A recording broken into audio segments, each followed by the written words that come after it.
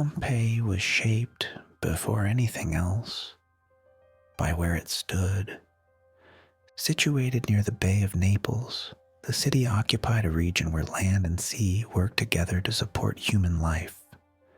The sea moderated the climate, preventing extreme heat and allowing constant movement of people and goods. Inland, the soil, rich in volcanic minerals, produced abundant harvests.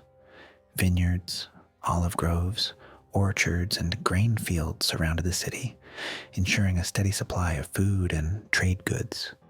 This combination of fertile land and reliable access to maritime routes created a sense of permanence. Pompeii was not a frontier settlement, nor a temporary outpost. It was a place where people expected continuity. Generations lived, worked, and died here without imagining that the city itself could vanish. From this environment emerged a population accustomed to stability. Most inhabitants of Pompeii lived structured, repetitive lives governed by daylight, work, and social obligation. The city woke early. Bakeries operated before sunrise. Shops opened directly onto the streets, blurring the boundary between private and public space. Work was visible. Production and sale often occurred in the same place. Daily life unfolded in shared view. Children grew up in the streets as much as in the home. Streets were not merely passages, they were social spaces. Conversation, negotiation, argument, and play occurred constantly. Privacy in the modern sense was limited. Life was collective. Pompeii's society was hierarchical, and this hierarchy was clearly reflected in how people lived. At the upper levels were wealthy landowners, merchants, and Roman elites.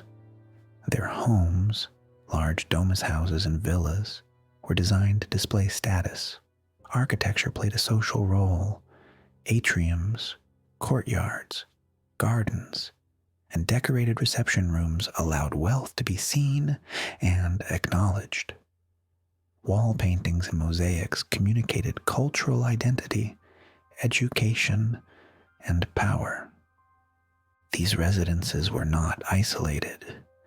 They existed within the city, supported by labor that remained largely invisible. Slavery was an integral part of Pompeian society. Enslaved individuals performed most forms of labor, from domestic service to agricultural work and public maintenance. They cooked, cleaned, carried water, heated baths, worked in workshops, and cultivated fields. Their legal status denied them autonomy, and their personal histories were rarely recorded. Yet without their labor, the city's comfort and productivity would have been impossible. Between elite households and enslaved laborers existed a broad middle population. Artisans, shopkeepers, traders, and skilled workers formed the economic backbone of Pompeii. They owned small businesses, managed workshops, and participated actively in local markets. Their homes were modest but functional. Often, living space and workspace overlapped. Economic life was embedded directly into domestic life. Housing reflected these divisions clearly. Large homes offered multiple rooms, private courtyards, and decorative features. Smaller dwellings were crowded, with families sharing limited space. Cooking, storage, and sleeping occurred within the same rooms. Despite these constraints, domestic life continued through adaptation rather than complaint. Work defined daily rhythm. Agricultural labor outside the city supported urban life. Inside the city, craft production, retail and service work dominated. Public infrastructure required constant attention. Baths had to be heated and cleaned. Fountains required maintenance. Roads and buildings needed repair, particularly in a region affected by frequent earthquakes. Entertainment occupied an important place in social life. Gladiatorial games attracted large audiences and served as expressions of Roman values related to strength, endurance, and dominance. These events were communal experiences that temporarily dissolved social boundaries through shared excitement. At times, public enthusiasm escalated into disorder, revealing both the power and volatility of such spectacles. Taverns functioned as informal gathering places. Wine consumption was common, usually diluted. Gambling introduced chance and risk into daily life, offering moments of excitement and social interaction. Prostitution operated openly within the city. Archaeological evidence shows that brothels were clearly identified and integrated into the urban layout. This openness reflects Roman attitudes towards sexuality as regulated and transactional rather than hidden or shameful. Religion structured daily life without dominating it. Household shrines honored protective spirits. Public temples hosted rituals connected to civic identity. Religious practice aimed to maintain balance between humans and the divine through routine action rather than emotional devotion. Belief was practical, habitual, and embedded in daily behavior. Above the city stood Mount Vesuvius. Despite its geological significance, the mountain did not occupy a central place in daily awareness. Its slopes were cultivated. Villas were built along its sides. There was no living memory of eruption, and no scientific framework to interpret volcanic activity. Earthquakes occurred, but familiarity reduced fear. Damage was repaired. Life resumed. By the summer of the year 79, Pompeii functioned smoothly. Systems built around normality encouraged continuity rather than caution. When volcanic activity began, responses were shaped by past experience rather than new understanding. Some fled, others waited, many hesitated. The destruction unfolded over hours and days. Ash accumulated. Structures failed. Pyroclastic surges ultimately overwhelmed the city, causing instant death to those exposed. Pompeii was buried beneath layers of volcanic material, preserving its spatial organization and material culture in remarkable detail. The city did not decay in the conventional sense. It was sealed. Centuries later, excavation revealed a unique record of Roman urban life. Plaster casts taken from voids left by decomposed bodies allowed archaeologists to reconstruct human and animal forms at the moment of death. These figures are not monuments. They are evidence. Pompeii endures, not because of spectacle, but because of documentation. It teaches that societies often fail to recognize danger, not from ignorance, but from familiarity. Stability can become a form of blindness. Pompeii did not fall because it was decadent. It fell because it was ordinary, and that ordinariness, preserved in ash, continues to teach. Daily life in Pompeii was governed not by abstract ideas, but by systems that had been refined through long use. Time was measured less by clocks and more by habit. The rising sun signaled the beginning of labor. The fading light marked its end. Between these points, life moved according to patterns that rarely changed. Water played a central role in this routine. Pompeii was supplied by an advanced system of aqueducts and distribution points. Public fountains were placed at regular intervals throughout the city, ensuring access to clean water for residents who did not possess private supplies. These fountains were not merely functional. They became social points where people gathered, exchanged information, and reinforced communal ties. In wealthier households, water flowed directly into private spaces. Fountains, baths, and decorative pools symbolized status as much as comfort. Control over water meant control over daily rhythm, hygiene, and leisure. For the poor, water required effort and coordination. The difference was visible, accepted, and rarely questioned.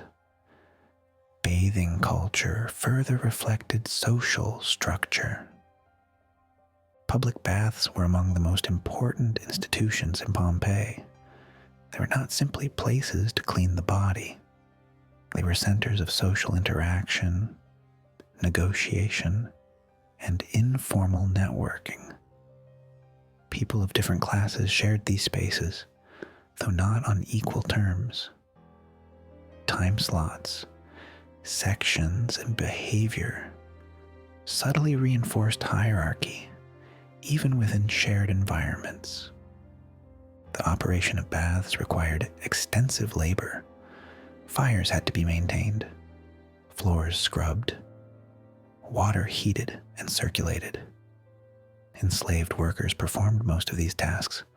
The comfort experienced by bathers depended on a system of constant, largely invisible effort.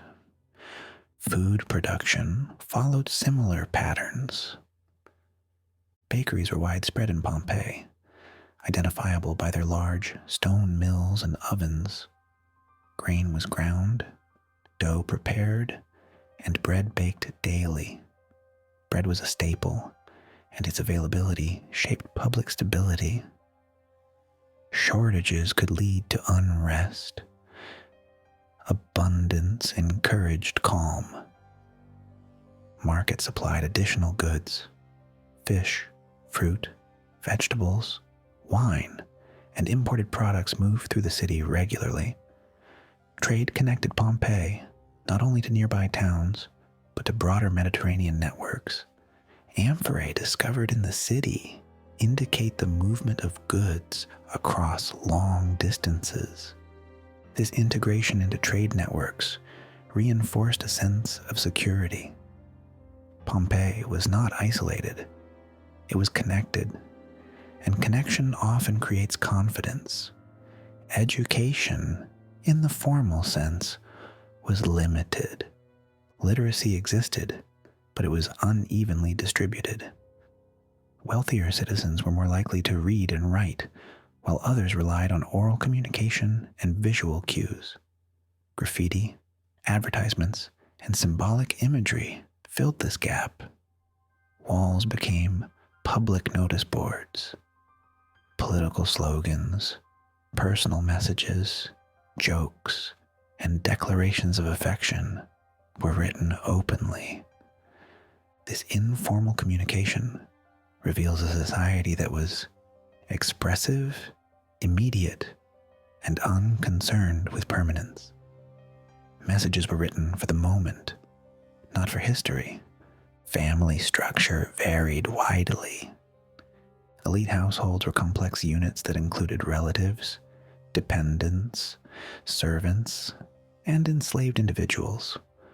Authority was centralized in the figure of the household head. Decisions flowed downward, obedience was expected. In smaller households, family life was more collective. Labor was shared. Children participated in work from an early age. The boundary between childhood and adulthood was less distinct than in modern societies. Death, too, was familiar. Life expectancy was limited. Disease, injury, and childbirth carried significant risk. Cemeteries lined roads outside the city. Tombs displayed inscriptions meant to be read by passers-by. Memory was public. Grief was communal. Yet despite this familiarity with death, Pompeii was oriented toward life. Celebration, consumption, and routines dominated the social imagination. This orientation influenced how risk was perceived. The region experienced seismic activity regularly. Minor tremors occurred often enough that they ceased to provoke alarm. Buildings were reinforced. Repairs became routine. What might have served as warning signs were absorbed into daily experience. Risk normalized is risk ignored. The mountain remained part of the background. Vesuvius did not erupt within living memory. Its slopes were productive. Its presence was stable. Without a conceptual framework to understand volcanic behavior, residents had no reason to reinterpret familiar disturbances as signs of impending disaster. When the eruption began, interpretation lagged behind reality. Initial responses were shaped by past experience. Ashfall had occurred before, though never at this scale. Earthquakes had shaken the city before, without permanent consequence.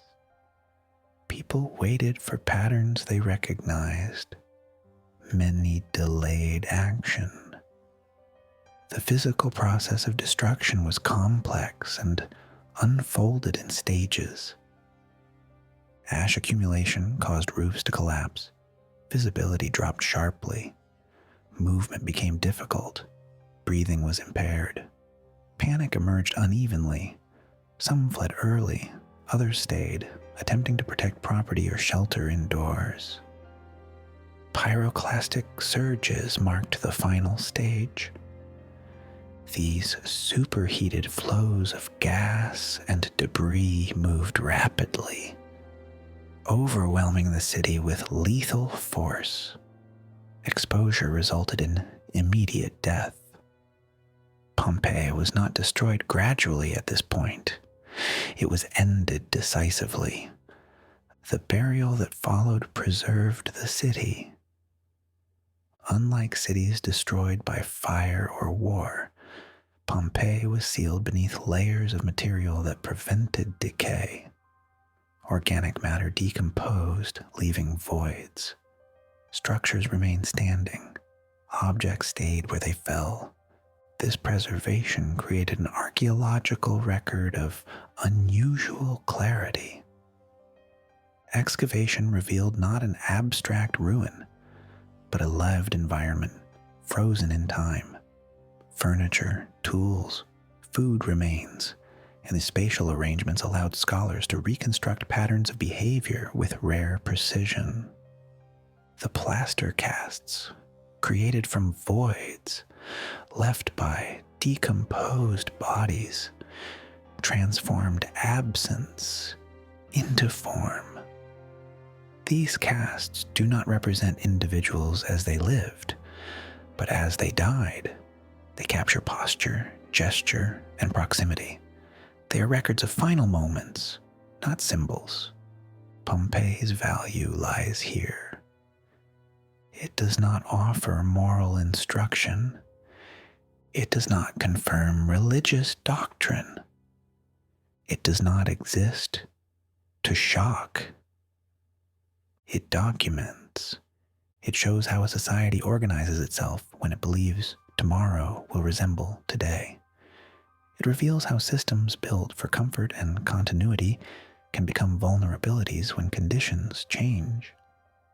Pompeii teaches through detail, through streets worn smooth by repetition, through homes arranged for display, through labor distributed unevenly, through pleasures pursued without restraint, through risks normalized into routine. The city was not ignorant, it was experienced, and experience, when unchallenged, becomes assumption. Pompeii did not fall because its people failed to act. They fell because action no longer felt necessary. This is why Pompeii continues to be studied, not as an anomaly, but as a model, not as a warning shouted, but as a lesson spoken quietly. A city that lived fully, a city that trusted stability, a city preserved at the moment when certainty failed.